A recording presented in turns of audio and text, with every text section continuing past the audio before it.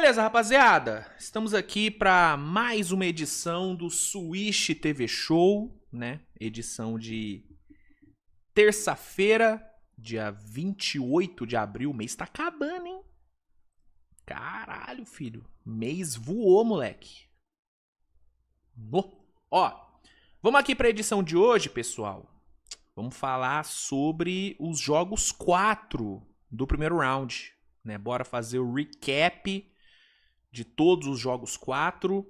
Já temos uma série encerrada, né? O OKC ontem garantiu a varrida para cima do Phoenix Suns. Única varrida que a gente teve até agora no playoff.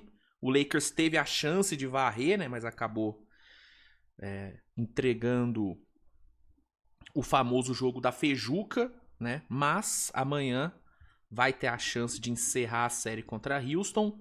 Minnesota também teve a chance ontem de fechar a série contra Denver, também não conseguiu. O único que fez o serviço foi o OKC, né? De resto, todas as outras séries seguem vivas. E aí hoje, nessa terça-feira, vamos fazer aquele recapzinho de todos os jogos 4, tá bom? Antes só peço para que você deixe seu like, que é sempre muito importante, se inscreva no canal se não for inscrito, compartilhe o conteúdo com seus amigos. Não se esqueça de dar aquela conferida nas promoções da Centauro, né? Nossa querida mamãe Centauro. Sempre, né? Tá com promoções maravilhosas para você, fã de esporte. E utilizando o cupom SWISH10 nas suas compras na Centauro, você garante um desconto adicional de 10% em produtos vendidos e entregues pela Centauro. Então dá uma olhadinha e bota o cupom SWISH10, que é sucesso, tá bom? Temos aqui tênis, bonés, camisetas, calças, cueca. Tem tudo, cara. Tem tudo na Centauro, chinelo, enfim. Meia, bicho. Na Centauro você acha tudo. E com o cupom SWISH10 você garante esse desconto maravilhoso, tá bom? Obrigado, Centauro, pela parceria de sempre. E bora começar a edição de hoje do Swish TV Show. Roda a vinheta e vambora. Beleza, pessoal, vamos começar, né? O nosso recap dos jogos 4. Começando com os jogos do sábado, né? No sábado a gente teve 2 Games 4 acontecendo. Deixa eu botar aqui na tela.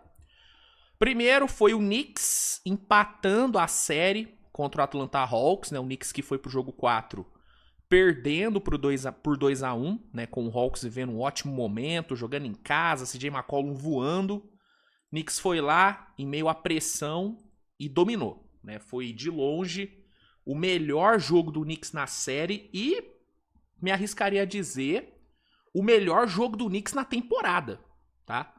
Foi uma atuação muito boa do Nicão, né? As coisas deram tudo certo, né? A defesa fez um trabalho excelente, o McCollum foi colocado no bolso do Josh Hart. Josh Hart fazendo um trabalho defensivo incrível. Anunoby aparecendo bem. Mikal Bridges, né, que vinha fazendo uma série muito ruim, fez um bom jogo 4. Tanto na defesa como no ataque. No ataque não produziu tanto, mas produziu um pouco, né? O que já é bem mais do que ele vinha fazendo nos últimos jogos. Inclusive, terminando zerado o jogo 3, né? Jogo 4, Mikal produziu mais. Então a defesa fez um trabalho muito bom. E ofensivamente o Knicks brilhou, né? O ataque em meia quadra fluiu super bem, né? Tendo ali o Towns atuando como esse playmaker em meia quadra. O que é algo que o Mike Brown tentou aplicar a temporada inteira, né, cara? Durante toda a temporada a gente viu o Mike Brown querendo transformar o Towns nesse, né, guardadas as devidas proporções, nesse Nikola Jokic, né? Nesse playmaker, nesse criador, nesse big que vai finalizar ali por dentro, vai trabalhar de costas para a cesta, mas que também vai trabalhar de frente. Vai trabalhar no perímetro, criando em handoffs, achando passes para jogadores cortando em direção à cesta. Só que durante a regular, essa versão Nikola Jokic do Towns apareceu pouco, né? Não foi algo que o Mike Brown conseguiu lapidar certinho. Nesse jogo 4, não. Nesse jogo 4, essa versão Nikola Jokicizada do Towns, ela apareceu e foi efetiva, né? Towns atuou muito bem como esse playmaker, também contribuiu na pontuação, e o resultado foi uma vitória por 114-98, com o Towns entregando um belíssimo triple-double de 20 pontos, 10 rebotes e 10 assistências, né? Esse que foi, ele que se tornou, né, apenas o quarto jogador na história do Knicks a anotar um triple-double em playoffs, o terceiro a anotar um triple-double em menos de 30 minutos, né?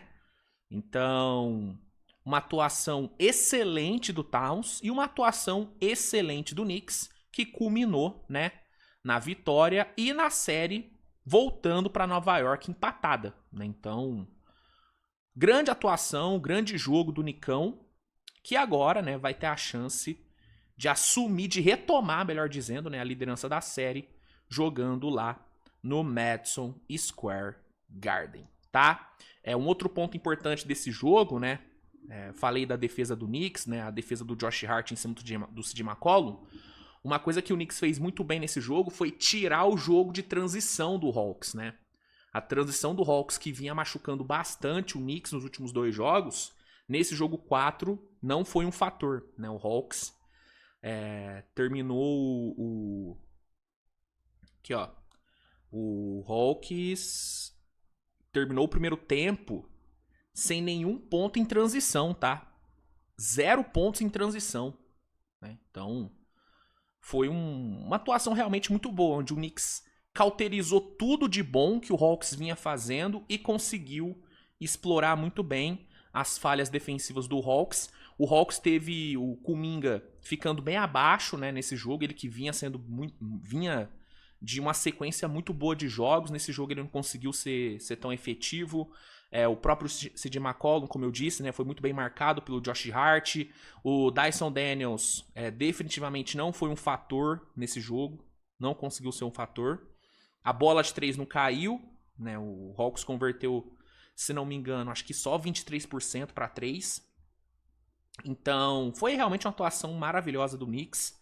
Repito, a melhor atuação do Knicks na série e uma das melhores atuações do Knicks na temporada, tá? Jogão do Nicásio e vitória aí na conta. No jogo 4 entre Minnesota e Denver, Minnesota venceu por 112-96. Uma atuação terrível de Denver, né? Terrível. Um jogo muito fraco de Denver. Mais um jogo que o Gobert fez um trabalho excelente em cima do Jokic. O McDaniels também brilhando ali contra o Jamal Murray. E uma vitória, cara, que veio num contexto muito difícil para Minnesota, né, cara? Porque nesse jogo, ainda no primeiro tempo, o Minnesota perdeu 2 jogadores, né? No primeiro quarto, perdeu o DiVincenzo, que sofreu uma ruptura no Aquiles e tá fora de todo o restante da temporada e vai perder aí alguns bons meses, né? A informação é de que ele passou por cirurgia dentro das primeiras 24 horas, que foi identificada a lesão, parecido com o que o Tatum fez quando rompeu o Aquiles lá no Garden. A expectativa é que ele tenha uma recuperação parecida com a do Tatum. Claro, cada um é cada um, né? Não dá pra cravar que o DiVincenzo vai conseguir voltar em tempo recorde igual o Tatum. Mas a estratégia a estratégia adotada por Minnesota foi igual a do Celtics, né? Então, talvez a gente tenha o DiVincenzo conseguindo, né, voltar ainda para a temporada que vem, para jogar a temporada que vem ainda, mas para essa temporada esquece, acabou, né? Uma pena, ele que vinha fazendo uma série muito boa, né, cara, vinha jogando muito bem, acabou sofrendo essa lesão no começo do jogo. E no segundo quarto a gente teve o Anthony Edwards hiperestendendo o joelho, né? Ele sofreu uma hiperextensão no joelho esquerdo, que não era o mesmo joelho que ele havia machucado antes, tá? No dia do jogo, eu cheguei a comentar que era no mesmo joelho, mas foi erro meu, tá? Não foi no mesmo joelho, foi num joelho diferente. Ele passou por ressonância magnética, graças a Deus não teve nenhum dano de ligamento, né? Então ele não volta para essa série, não joga essa série, mas caso o Minnesota passe, a gente deve ter o Anthony Edwards voltando no eventual segundo round, contra San Antonio. Não pro começo do segundo round, mas talvez ele pro jogo 3, 4, a gente já possa ter o Anthony Edwards voltando. Claro, se Minnesota passar. Só que mesmo com essas lesões colossais, Minnesota conseguiu vencer o jogo graças ao Gobert, que fez um trabalho excelente na defesa, ao McDaniels também, mas principalmente graças a Ayo Dosunmu, né, que entregou o jogo da vida, né? Foi o jogo da vida do Ayo, né? 43 pontos para ele, né? A maior pontuação da carreira do Ayo Dosunmu, a segunda maior pontuação de um reserva na história dos playoffs e a segunda maior pontuação da história de um jogador do Minnesota Timberwolves em pós-temporada, né? Um jogo inesquecível pro Ayo Dosunmu, que foi uma das melhores aquisições que a gente teve nessa trade deadline, na minha opinião. E isso eu já havia falado na época, tá? Não é que eu tô falando agora, depois dele fazer o que fez nesse jogo 4. Não. Já era uma opinião que eu tinha e esse jogo só reforçou isso. Que foi a melhor troca em termos de custo-benefício que a gente teve na trade deadline. Né? O Minnesota deu um pacote de bala Juquinha e pegou um jogador de 43 pontos no playoff. Foi isso que Minnesota pegou, né? Um cara que agora, com as lesões de Edwards e de Vincenzo, se tornou ainda mais fundamental para o time.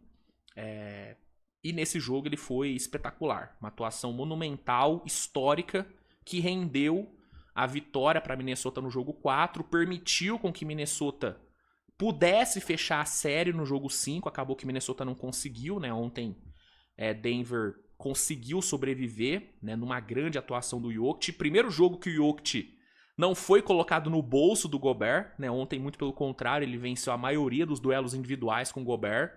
E o time em si de Denver fez um jogo muito bom. Claramente, Minnesota sentiu, né, a ausência, especialmente do Anthony Edwards, né? Prova disso foram os inúmeros turnovers que Minnesota cometeu, muito pela falta de um playmaker, né? O Anthony Edwards, ele vem atuando como esse playmaker, vem sendo esse criador do time, até pela falta de um PG de origem mesmo, né? O Mike Conley, por mais esforçado que ele seja e por mais experiente que ele seja, ele já não é um cara capaz de ser o playmaker que esse time precisa. Então o Anthony Edwards ele é muito importante para isso, né? Para coibir um pouquinho dos turnovers, para ter ali um cara capaz de criar jogadas. Sem ter ele, Minnesota sentiu bastante, né? Prova disso foram os mais de 20 turnovers que Minnesota cometeu ontem, que foram muito bem capitalizados por Denver. Denver fez um jogo excelente, muito bem na transição, o ataque fluindo bem, com o Jokic conseguindo jogar, Jamal Murray, Spencer Jones foi muito bem também. E então, assim, Minnesota não conseguiu fechar no jogo 5, mas vai ter a chance de fechar ainda no jogo 6 e, no pior dos casos, ainda vai ter um jogo 7 no Colorado para tentar ganhar. Enfim, vamos ver o que vai acontecer na série, mas nesse jogo 4, Minnesota mostrou um coração absurdo, arrancando essa vitória, perdendo o Anthony Edwards, perdendo o DiVincenzo. Foi realmente uma atuação enorme de Minnesota, que vamos ver, né, se vai conseguir garantir a classificação ou se a gente vai ver o Denver buscando, né, a virada do, né, virando aí um 3-1, né? Vamos ver se o Jokic vai ativar o modo LeBron 2016 e vai buscar essa virada, né? Veremos. Indo para os jogos de domingo, a gente teve um jogo horroroso entre Cleveland Cavaliers e Toronto Raptors. Esse aqui que foi tranquilamente um dos piores jogos que eu já assisti em playoff. Eu até colocaria como o pior jogo que eu já assisti no playoff. Foi um jogo... Cara, foi feio, mano. Jogo horroroso. E nem foi o caso de que, não, Luiz, mas foi um jogo feio no ataque, mas as defesas foram incríveis. Não foi o caso. Os times só foram ruins mesmo. Foi bem ruim o jogo, os dois times horrorosos. Só que em meio ao horror do jogo, Toronto conseguiu ser um pouco menos horroroso, né? E conseguiu sair com a vitória por 93-89. Toronto empata a série, né? Se faz valer dos seus dois mandos, volta para Cleveland com a série empatada. O Scottie Barnes fez um bom jogo, né? Foi decisivo para a vitória, 23 pontos, 9 rebotes, 6 assistências, sendo muito importante ali no clutch time, nos lances livres.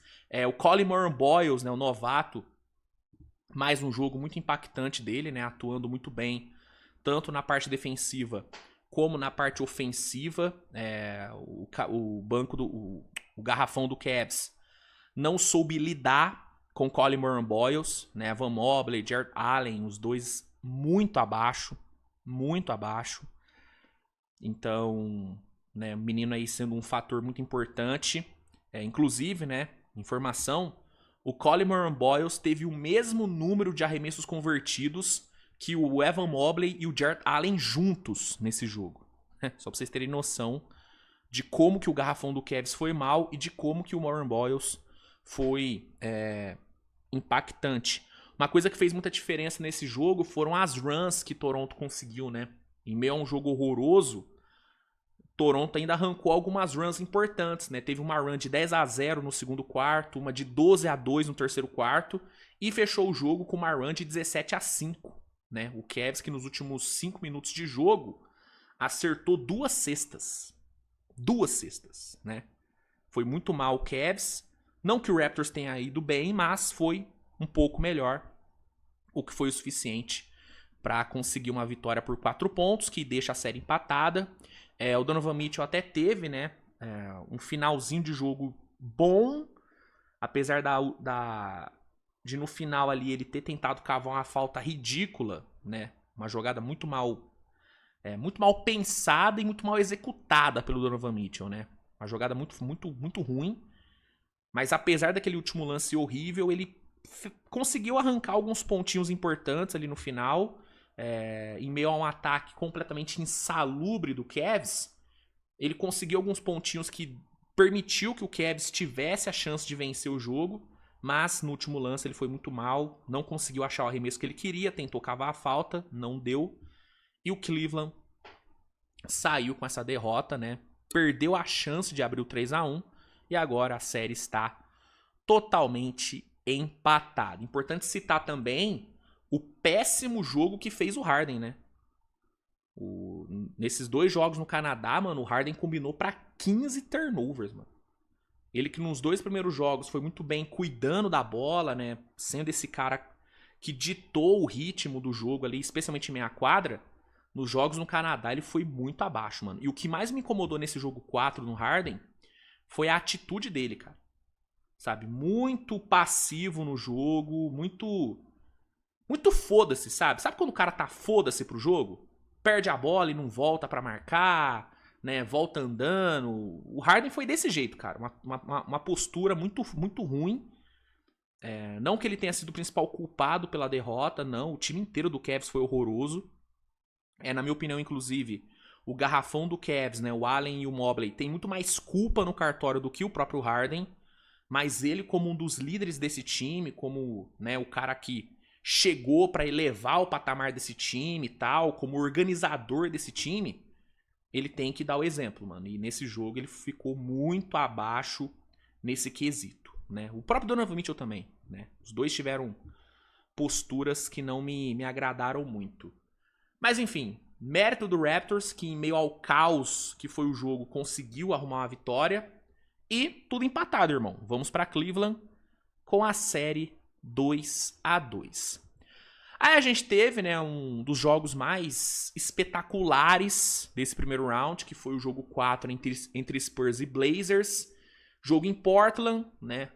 O Blazers buscando empatar a série depois de perder o jogo 3 de virada, né? Chegou a abrir 15 no segundo tempo e tomou a virada para um Spurs que não tinha o Wembanyama, né? Foi cozinhado pelo Dylan Harper. O Blazers queria, né, dar uma resposta depois disso. E do outro lado, um San Antonio buscando abrir o 3-1, tendo o retorno do Wemby, né? O Wemby conseguiu sair do protocolo de concussão, né, para esse jogo. Inclusive, ele deu uma entrevista depois desse jogo, dando umas farpadas na NBA, viu? Ele não quis entrar muito a fundo no que aconteceu durante todo o processo aí do protocolo, mas parece que a NBA fez alguma coisa com o Wemby aí, que ele não gostou. Ele até falou que depois do playoff ele vai falar mais sobre isso. Então, enfim. Mas, independente do que tenha acontecido, ele conseguiu voltar para esse jogo e jogou pra caralho. Né? O Embi entregou uma performance absurda. Na sua primeira experiência fora de casa no playoff, o cara entregou simplesmente 27 pontos, 12 rebotes, 4 steals e 7 tocos, pô. Sim. Inacreditável, mano. E isso tudo num jogo onde o Spurs chegou a ficar quase 20 pontos atrás. E muito graças a ele, o Spurs conseguiu transformar uma derrota de quase 20 numa vitória por 114-93. Então, assim, foi um jogo fantástico, uma virada fantástica do Spurs, a segunda virada seguida que o Spurs busca. E essa com a assinatura do Embi, né? O Embi que quebrou alguns recordes incríveis nesse jogo, né? Ele se tornou o primeiro jogador desde o Hakim, né? O Hakim Olajuwon, a entregar, né? 27 pontos, 11 rebotes, 7 tocos e 4 steals no jogo de playoff. Ele se tornou o primeiro desde o Tim Duncan, em 2003, a entregar um jogo de 25 pontos, 10 rebotes e 10 stocks em playoff. Ele se tornou apenas o 10º na história a marcar 25 pontos, 10 rebotes e 7 tocos num jogo de playoff.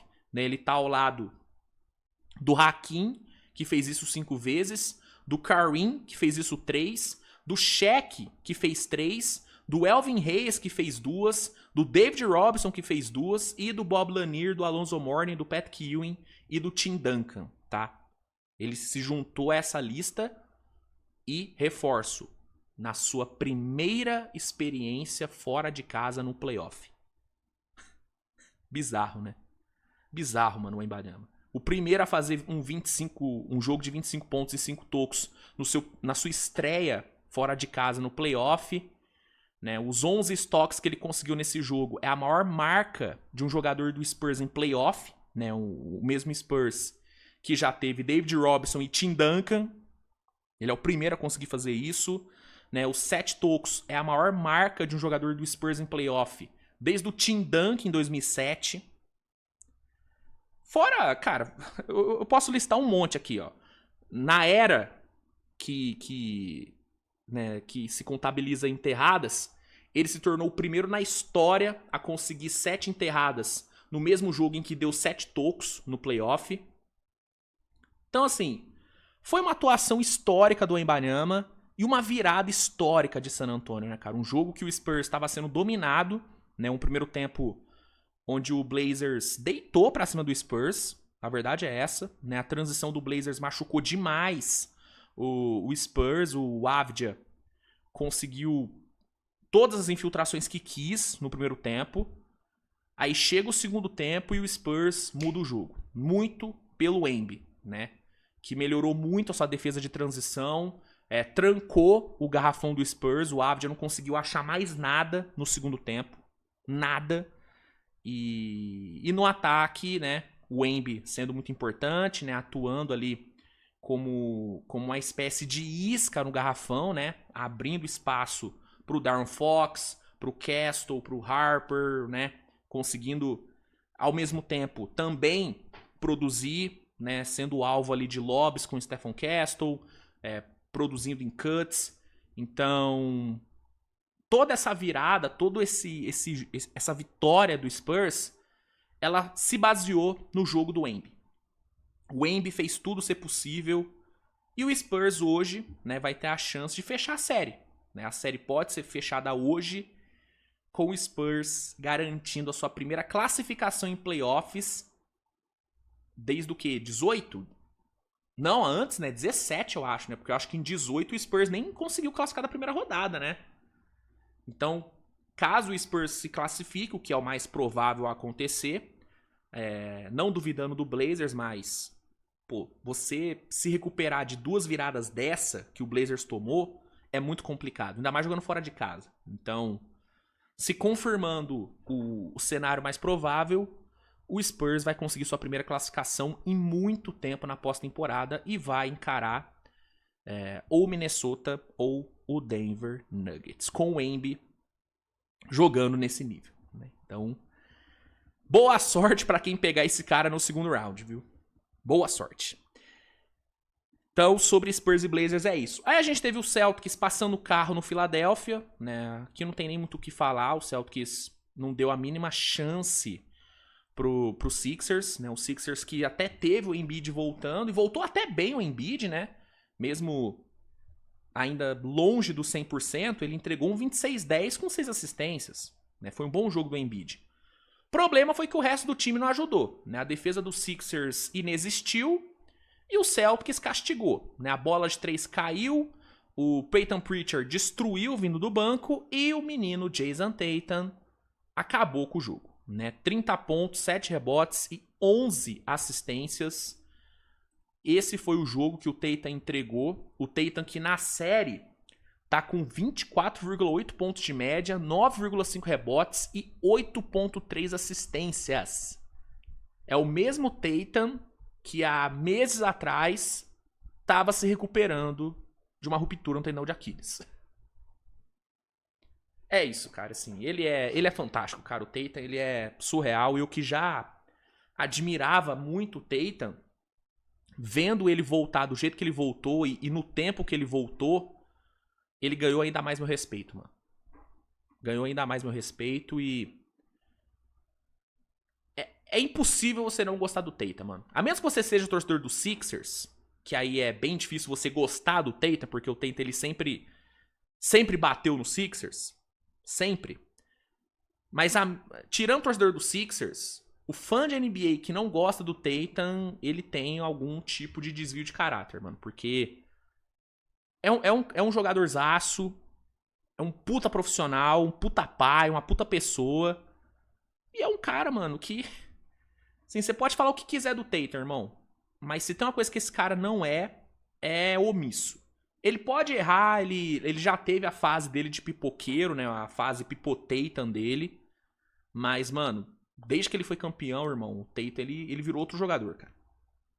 O título tirou um peso muito grande das costas dele e desbloqueou a melhor versão dele, mano. Apesar da eliminação no ano passado, o Tatum ele fez uma temporadaça, sabe?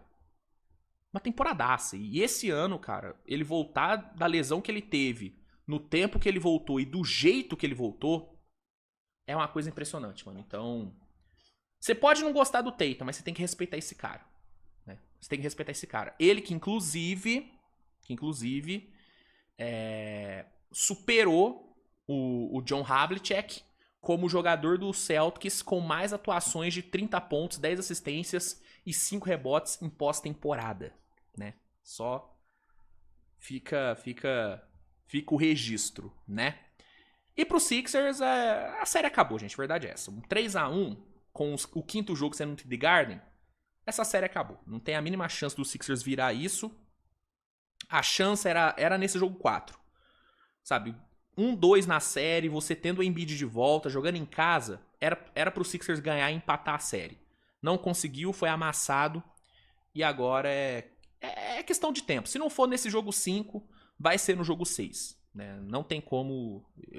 Eu aposto a minha casa que o Celtics não perde essa série. Não tem como o Celtics perder essa série mais. O Celtics vai passar e vai pro segundo round com o Tatum voando baixo, né? Chegando aqui nos últimos jogos, né, nos últimos jogos 4, a gente teve o Lakers sendo superado pelo Houston, né? Lakers sofrendo sua primeira derrota na série, o Lakers que tinha a chance de varrer, acabou desperdiçando a chance, né? Mesmo sem o Kevin Durant do outro lado, Durant que não deve jogar nem nesse próximo jogo 5, né? Meio que ele já tá quase que descartado pro jogo 5. Mesmo sem ele, o Houston conseguiu vencer 115-96. De longe, a melhor atuação de Houston nessa série. De longe, né? Bem na defesa, bem no ataque, as coisas fluindo bem. Claro, tem que ser contextualizado que o Lakers claramente estava morto para esse jogo. Né? Deu para ver que o cansaço bateu legal no Lakers. O próprio LeBron ficou bem abaixo nesse jogo, muito por conta do cansaço. Não tirando méritos de Houston, mas assim, o Lakers estava morto. O Lakers... A impressão que eu tive, e eu acho que é a impressão geral, é de que o Lakers tirou esse jogo pra dar uma descansada. Do tipo, vamos jogar numa marchinha mais lenta? Se der pra ganhar, beleza. Se não der, a gente vai voltar para Los Angeles tendo um 3-1 de vantagem. Então acho que o Lakers adotou essa estratégia de dar uma segurada e pôde se dar o luxo, né, cara? Com 3-0 na conta, você pode se dar o luxo de poupar um joguinho aqui ou ali. O que não pode é perder esse próximo jogo. Porque, assim, ver um 3-0 virar um 3-2 é complicado, porque você dá confiança pro adversário, né? Dá confiança pro adversário e você, querendo ou não, perde um pouquinho da confiança também. Então, beleza, tirou esse jogo 4 pra dar uma descansada, pra dar uma poupada, tem que dar a vida nesse jogo 5. Tem que fechar logo essa série. As informações são de que o Austin Reeves deve voltar pra esse jogo 5. Então o Lakers vai ter a volta do Reeves. Tem que aproveitar. Jogando em casa, com o Reeves de volta, Houston ainda sem o Durant. Tem que aproveitar. Tem que gerar a faca pra, né? Até pra dar mais tempo, né, de descanso pra próxima série, que vai ser simplesmente contra o Oklahoma, né? Então, fechar logo essa brincadeira vai ser importante pro Lakers. Então, foco total no jogo 5 e Houston tentar buscar o milagre, né? Vencer um jogo legal, mas a escada ainda é longa, né? O caminho ainda é longo, né, para tentar se manter vivo nos playoffs. Então, a ver o que vai acontecer nesse jogo 5. Indo agora para os jogos de ontem, para os jogos 4 da segunda-feira, a gente teve o quê? A gente teve Pistons vencendo o Magic vencendo o Detroit Pistons, né, por 94-88, Orlando Magic abrindo 3-1, né? Lembrando, Orlando Magic seed 8, abrindo 3-1 contra seed 1, Detroit Pistons, né? Sempre importante lembrar. Detroit com mais uma atuação muito ruim, né? O Jalen Duren segue sendo completamente anulado pelo Wendell Carter, né? O atual da Angel Reese tá deitando pra cima do ex da Angel Reese, né? No clássico Angel Reese, o atual tá deitando. Inclusive ontem o Jalen Duren foi completamente mijado no jogo, né, cara? O Jamal Cain meteu-lhe uma dunk na cabeça do Jalen Duren, que eu vou te falar uma coisa, hein? Desmoralizante, moleque. Desmoralizante. Não tem o curso profissionalizante? Ontem o Jalen Duren teve o curso desmoralizante. Ontem ele foi completamente desmoralizado. Atuação horrorosa dele. O próprio Cade ontem, cara, apesar dele ter tentado ali 25 pontos e tal, tem todo o contexto dele estar jogando sozinho nesse ataque. Irmão, não existe em 3 jogos ele ter 24 turnovers. Assim. Nos últimos 3 jogos foram 24 turnovers pro Cade Cunningham, gente. É muito turnover, cara. É a pior marca da história da NBA num espaço de 3 jogos, mano. É muito feio, cara. Tá muito feio, entendeu? Então, fora o field goal, né, cara? O field goal dele também tá deixando muito a desejar, velho. Nesses 2 jogos em Orlando, ele combinou pra 15 de 45, né? De novo, eu entendo o contexto de que ele tá enfrentando uma marcação que é muito boa, né? O Magic subiu o nível defensivo nessa série. Aquela identidade defensiva que o Magic tinha nos últimos anos, de muita fiscalidade, que meio que se perdeu na regular, o Magic retomou essa identidade nesse playoff. Está sendo o time mais físico na série, né? O que é surpreendente, visto que o Pistons se vangloriou muito da sua fisicalidade durante todo o ano, né? Nessa série. Na regular, leão. Nessa série, tá gatinho o Pistons, né? O Magic virou leão na brincadeira. Então, assim, eu entendo todo o contexto da defesa agressiva do Magic, da defesa física. Entendo o contexto da ausência de ajuda no ataque. O Jalen Duren... Irmão, o Jalen Duren tá com 9 pontos de média na série. 9 de média, sabe? Tá uma coisa ridícula. Ele que é o principal parceiro desse ataque do... É o principal parceiro do Cade nesse ataque, né? A principal / única arma desse ataque do Pistons é o pick and roll do Cade com o Duren. E com o Duren jogando do jeito que tá jogando, essa arma não tá sendo efetiva. Então, eu entendo todo esse contexto, mas, irmão, o Cade tem que ser melhor. Ele tem que ser melhor. Ele tá muito mal. Esses 2 jogos em Orlando foram horrorosos.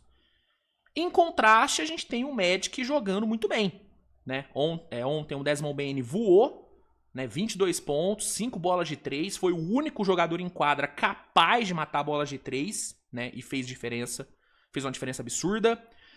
Ele matou 5 das 9 bolas de 3 que o Magic matou no jogo, cara. Isso fez total diferença. A notícia ruim pro Magic ontem foi a lesão do Franz Wagner, né? Franz Wagner, inclusive, acabou de sair a notícia, né? Deixa eu até pegar aqui pra passar a informação certinha.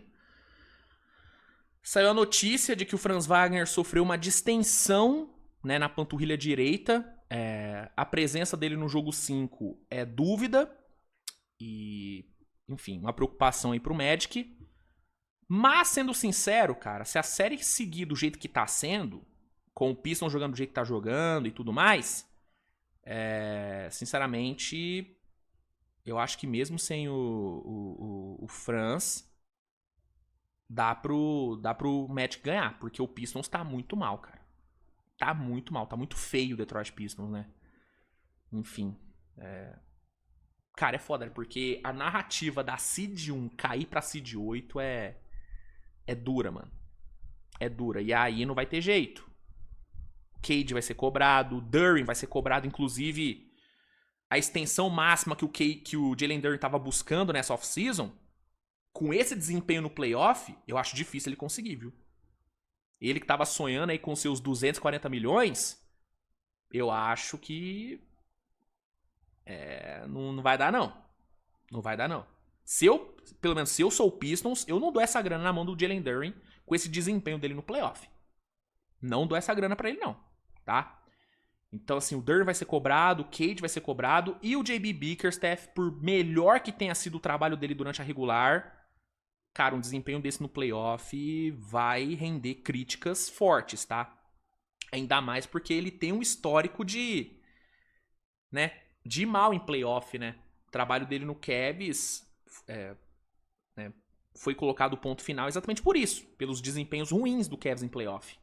Então, enfim, cobranças serão feitas ao mesmo tempo que informações surgem de que o Jamal Mosley, que estava dado quase como certa a demissão dele, parece que o Magic tá pensando em dar mais uma chance, porque realmente o trabalho dele no playoff é outro.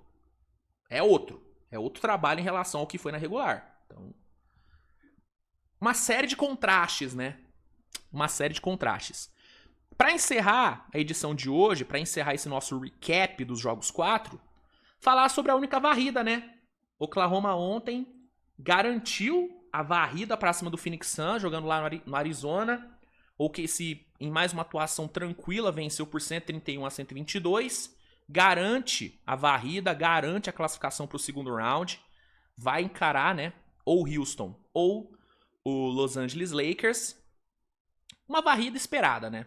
Nenhuma surpresa, nada fora do script. Já era esperado, o Thunder era disparado o melhor time da série. E se mostrou o melhor time da série. Né? Em todos os jogos o Thunder foi melhor. Mesmo o Suns entregando boas atuações, né, no jogo 3 e no jogo 4, o Thunder conseguiu vencer, né? E isso perdendo o J-Dub no jogo 2. Né? Ficando sem o J-Dub nesses jogos no Arizona, o Thunder nem sentiu falta do J-Dub, fez o que tinha que fazer, o Shea entregando, né, jogos incríveis. O Shea que, cara, o Shea ele tá com uma marca que é surreal. O Shea, ele desde o dia 18 de março, ele só errou um arremesso em clutch time, cara. Ele tá com um field goal em clutch de 17 de 18. Você tem noção do que é um cara, desde 18 de março, errar só um arremesso em clutch? Você tem noção dessa porra? É inacreditável, mano. É inacreditável. E aí eu tenho que ler comentário de gente falando que o Shea não merecia o Clutch Play of the Year. Calma aí, né, gente? Pelo amor de Deus. Pelo amor de Deus. O cara ele é um bizarro. A série dele foi incrível. E o Thunder passou merecidamente, se fez valer do favoritismo.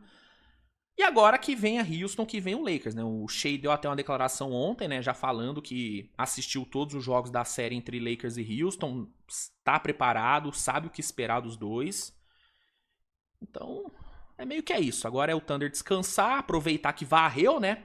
Dar uma descansada e se preparar bem para Lakers ou para Houston, né? O J-Dub não deve jogar o começo da série, talvez ele volte num possível jogo 4 ou jogo 5.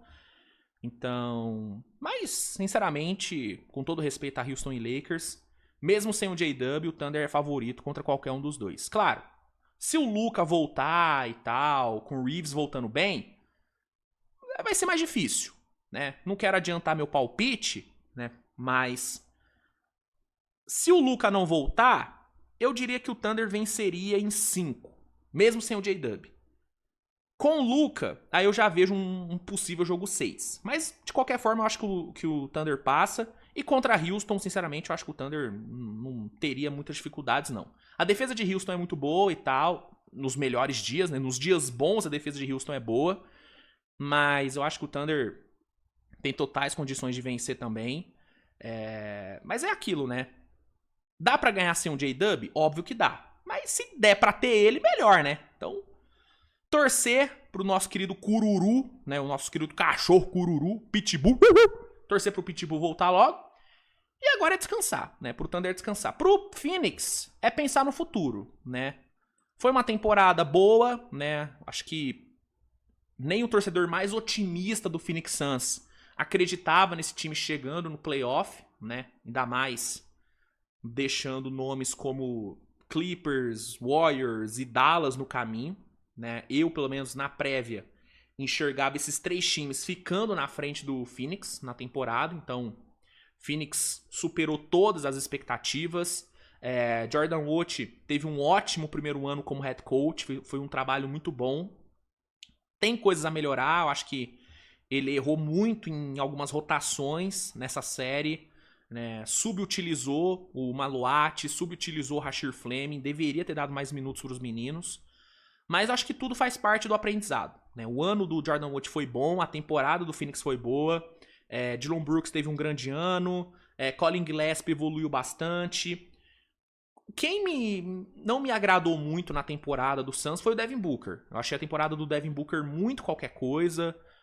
Eficiência dele deu uma bela de uma caída. Eu entendo o contexto de que ele teve que atuar de uma forma diferente, mais como um playmaker do que como um finalizador. Mas eu não gosto dessa versão do Devin Booker. Não gosto da versão playmaker do Devin Booker. Para mim, o Devin Booker ele tem que ser um scorer. Ele tem que ser um finalizador de jogadas. Sabe? O Devin Booker tentando menos de 25 arremessos por jogo, pra mim é loucura. Pra mim é loucura. Nessa série mesmo, se ele teve um jogo com mais de 20 arremessos tentados, foi muito. A maioria ele tentou 15, 16 arremessos, o que pra mim é muito pouco pra um jogador do talento do Devin Booker, com a capacidade que ele tem de pontuar. Pô, o Devin Booker ele é um score machine, assim. Ou pelo menos ele foi um score machine no seu prime em Phoenix. Eu acho que ele tem que voltar a isso, né? Então acho que o grande desafio de Phoenix nessa off-season, além de, né, tentar reforçar o time sem ter tantos ativos, né? Porque Phoenix não tem capital de draft. Não tem capital de draft. Mas tem ali alguns contratos que podem ser utilizados em trocas, né? Tem o próprio Jalen Green, que pode ser utilizado em troca. Você tem Royce O'Neal, você tem Grayson Allen, tem Mark Williams. Acho que o Mark Williams vai ser free agent, né? Mas enfim, você pode tentar uma sign and trade com o Mark Williams, enfim. Phoenix, dá pra Phoenix trabalhar, né? Mas eu acho que acima disso, acima de reforços e tudo mais, o grande desafio do Phoenix nessa pós-temporada é dar um jeito de desbloquear a melhor versão do Devin Booker, que definitivamente não é essa versão dessa temporada. Não é. Então, Phoenix agora é pensar no futuro, pensar no que vai fazer. Eu tô vendo, né, alguns torcedores de Phoenix até discutirem sobre a possibilidade de um full rebuild, né? Eu particularmente não acho que isso vai acontecer, não acho que o Matt Shibia vai apertar o reset, trocar todo mundo, trocar Devin Booker, trocar Jalen Green, não. Até vejo ele trocando o Jalen Green, até pra tentar trazer um armador de origem, pra deixar o Devin Booker mais livre pra pontuar. Mas trocar o Booker eu acho muito difícil. Até porque o Booker acabou de renovar, né? Renovou agora, um contrato longo pra caramba, né? Que basicamente garante o Devin Booker até o fim da carreira no Phoenix, né? Mas, enfim, é ver o que vai fazer no futuro. Fato é que o saldo é positivo da temporada. O saldo é bem positivo. Tem aí alguns bons moleques pra se desenvolverem, né? O Rashir Fleming, Ryan Dunn, Kamama Loat. E é pensar no futuro, cara. Pensar no futuro, pensar na próxima temporada. Porque essa já foi, né? Essa já foi. Pessoal, acho que é isso, né? Sobre os jogos 4 é isso. A gente teve ontem o jogo 5 entre Minnesota e Denver. Mas aí esse jogo vai ficar pro recap do próximo programa, tá? Gente, obrigado. Obrigado pela audiência nessa terça-feira. A gente se vê mais tarde com os pós-jogos de hoje, né? Então, a gente se vê durante toda a noite / madruga. Tamo junto, obrigado. Grande beijo, valeu e tchau.